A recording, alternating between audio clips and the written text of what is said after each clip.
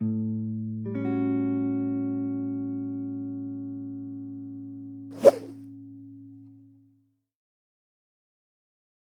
de la culture, bonjour. On va parler serre aujourd'hui. Ma serre qui est derrière moi, je vous avais déjà fait une... Tu veux pas un peu de musique?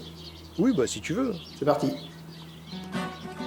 Donc, je disais, ma serre Asmi qui est derrière moi, je vous avais déjà fait une vidéo dessus, hein, c'était d'ailleurs la première vidéo de ma chaîne YouTube. Je vous encourage d'ailleurs à aller la voir, je vous mets le lien ici. Hein. Avant de regarder cette vidéo là, vous verrez comment je l'ai construit, avec quels matériaux, etc., etc. Et puis là, j'ai fait quelques améliorations. Donc, ce que je vais faire, je vais déjà vous montrer un peu ce que j'ai fait comme amélioration. J'ai fait ça pendant les vacances de février. Là, on est mi-avril, donc on va reprendre un peu les vidéos que j'avais fait à ce moment-là. Et puis après, on fait un tour en caméra embarquée. Je vous montre un peu directement ce que ça donne et je vous montre rapidement ce qu'il y a dedans, même si c'est pas l'objet. Allez, c'est parti. Alors déjà, avant. Donc là, j'ai du bois rangé. Là, j'ai du bois rangé.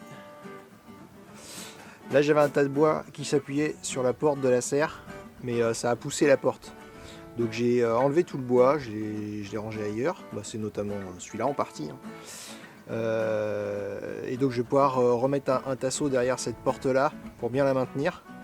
Et après, je pourrais rappuyer du bois. Mais là, pour l'instant, cette porte étant un peu battante, un peu voilà, pas spécialement fixée ici, je vais pouvoir refixer ça.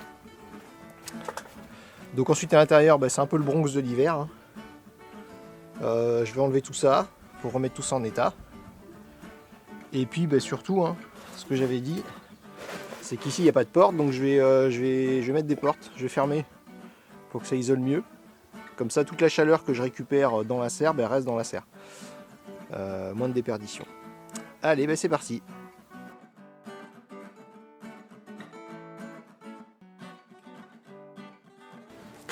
Bon, juste un mot, il y a juste un vieux débat. Comment est-ce qu'on revalorise ça?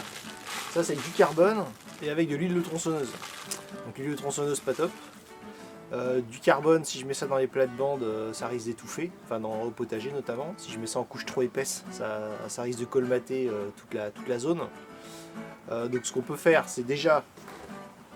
là, moi j'avais acheté une huile de tronçonneuse biodégradable à base d'huile végétale. Bon, je me dis que c'est déjà mieux que l'huile de tronçonneuse classique et voilà, biodégradable, donc ça veut dire qu'au moins je peux l'utiliser au jardin globalement sans problème. Bon, ça je vais l'utiliser pour pailler des massifs, des arbres, des choses comme ça. Je vais pas mettre ça au potager directement, mais voilà, ça en paillage d'arbres ou de massifs.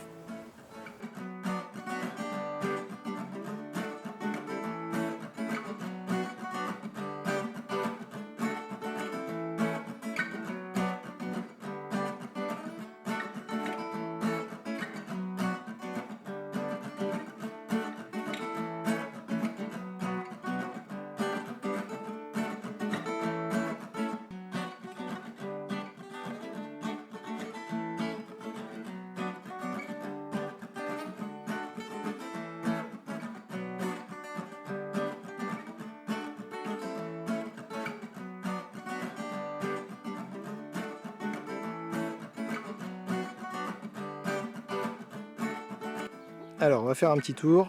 Déjà, je voulais juste vous montrer la pente du toit. J'ai une petite question d'Antoine le potagiste sur une de ses dernières vidéos. Du coup, voilà, il y a bien une pente au toit. On la voit bien ici.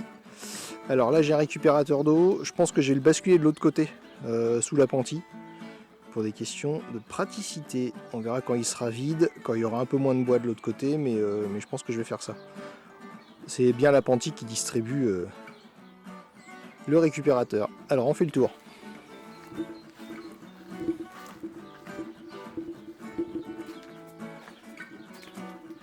Donc on voit ici les deux portes, enfin la porte, avec mon petit bout de polycarbonate pour faire le trou.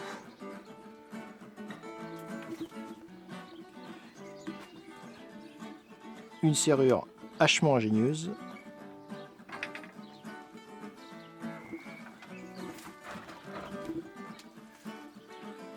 Et puis donc voilà, donc après Je vous fais pas le tour de ce qu'il y a dedans, principalement voilà, ici des tomates, basilic, quelques melons, pastèques, les aubergines.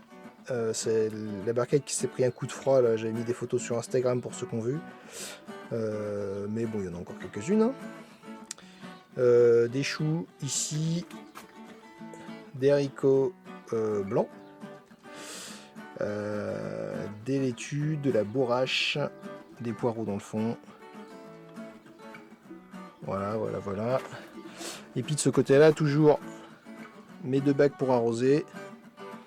Je pense que je vais rajouter une petite étagère ici, en haut là, pour gagner encore un peu de place. Parce que ça se remplit vite et j'ai encore pas mal de trucs à sortir. Là, il n'y a pas les courgettes encore, j'ai une plaque de maïs, j'ai des betteraves qui vont arriver aussi. Donc il va falloir que je rajoute une petite étagère ici, je pense, pour gagner de la place.